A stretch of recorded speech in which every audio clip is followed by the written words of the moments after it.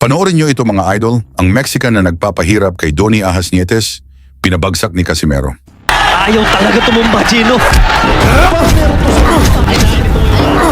Tunay na labanan, balitang boxing, pag-uusapan. Isa sa mga pinakarespetadong pangalan sa Philippine boxing, ang 4-division world champion na si Donny Nietes.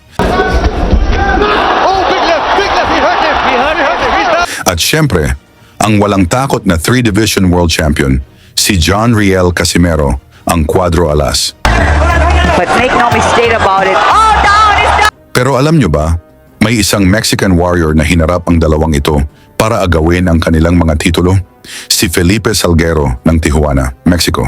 Isang matapang na mandirigma na hindi umatras kahit kanino. Unang hinarap ni Salguero si Nietes para sa depensa ng WBO light flyweight title na ginanap sa Resorts World, Pasay City. Isang matinding bakbakan, 12 rounds na puro aksyon, palitan ng suntok, walang atrasan, pero sa dulo, nanaig ang disiplina at karanasan ni Nietes. Just over a minute to go in this round. And you can see Nietes Salguero, when he leans forward, that's the time to counter him. When he leans forward, lunges forward with a punch. If Donny counters, 16 to 112, all for the winner, and still WBO Junior Flyweight Champion of the World from the Philippines. Panalo si Nietes by unanimous decision at matagumpay na nadepensahan ang kanyang titulo. Pero hindi ito tinanggap ni Salguero. Para sa kanya, siya ang tunay na nanalo. Kaya humingi siya ng rematch. Lumipas ang isang taon, bumalik si Salguero sa Pilipinas. Pero sa pagkakataong ito, ibang halimaw ang kanyang haharapin, ang IBF World Champion, si John Riel Casimero. May kumpiyansa ang kampo ni Salguero. Mas madali raw si Casimero kumpara kay Nietes. Kaya buo ang paniniwala nila, maiuwi nila ang titulo. Pagbukas pa lang ng laban, sumugod agad si Salguero. Gusto niyang tapusin agad. si Salguero, si Donny Ahas Nietes. Bagamat nanalo si Donny Nietes noon ng unanimous decision, hindi naging madali para kay Nietes ang makalapit na muna ni Casimero. Oo, dahil nga alam niya, nagbawas si Casimero ng 1.5 kasi pag start ng first round, Bila tinatarget niya agad yung katawan din. Oo. Kasi ito ang gustong laban itong Salguero dahil pinanood ko ng 2 araw sa ensayo ito.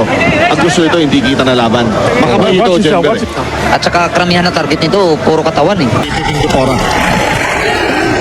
Lahat bilang babase. So ngayon, yung talagang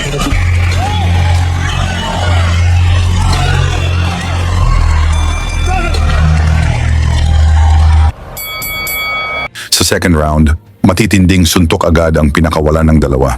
Parehong matibay, parehong palaban. Sa red corner, dapat siguro silipin ng ating kanya kasing trainer, si Pedrin Mora. Yan ang gusto ko prepare ka dyan.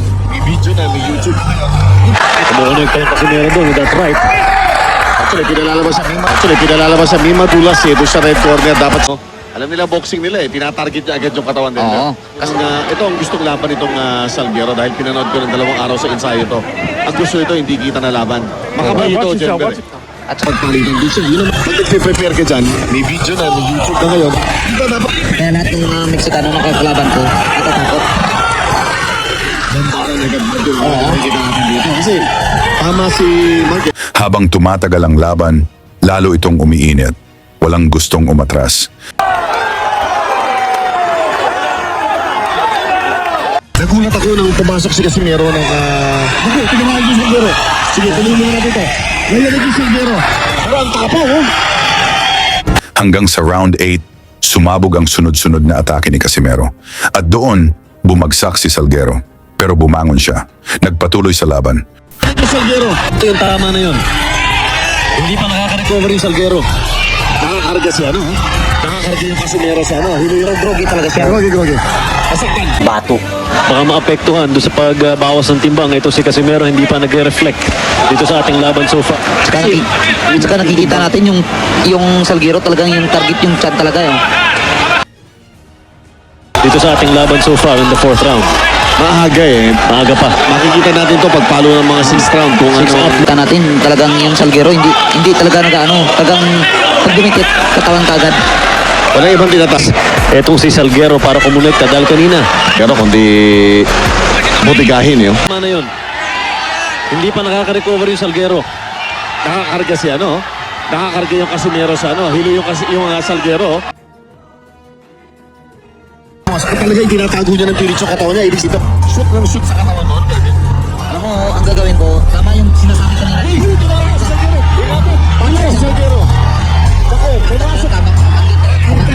Round 9, isa na namang bagsak.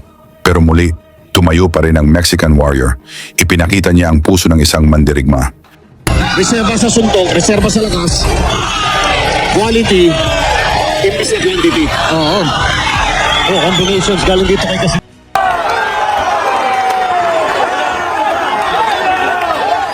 Ang nakakalaban na pinipili natin, na karamihan mga pusinero na pinupulot kung saan-saan. Ito, talagang use intention. Ba. May jelly pa rin. Jelly pa rin yung legs dito. Ayun oh. Tumitiklop yung tuhod, Gino. Yung Salguero sa bodega ni Casimero, ha? Ayun na naman yung kaliwa. Pero naman ng sulit talaga.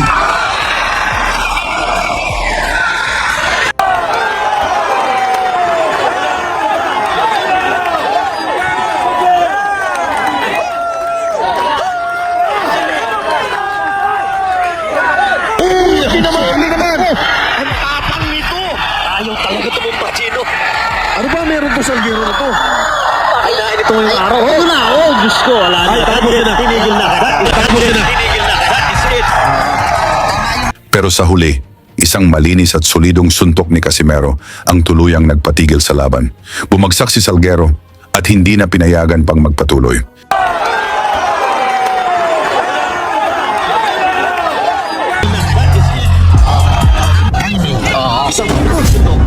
Ito Salguero na to. Ano ba kailangan ito ngayong araw? Ito na. Oh, Diyos ko. Wala na. Tinigil na. That is Technical knockout ang naging resulta. Anong masabi niyo sa laban? Pag-usapan na lang natin yang sa baba at isama ang inyong lugar para alam natin saan umabot ang suporta ng mga Pinoy sa ating mga boxers.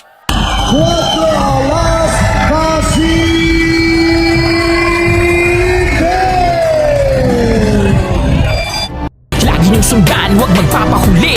Pag-usapan ay bakbakan, balita niya at laban. Mga Pinoy na di nagpapagapi. Salamat sa mga suporta na lagi nandyan.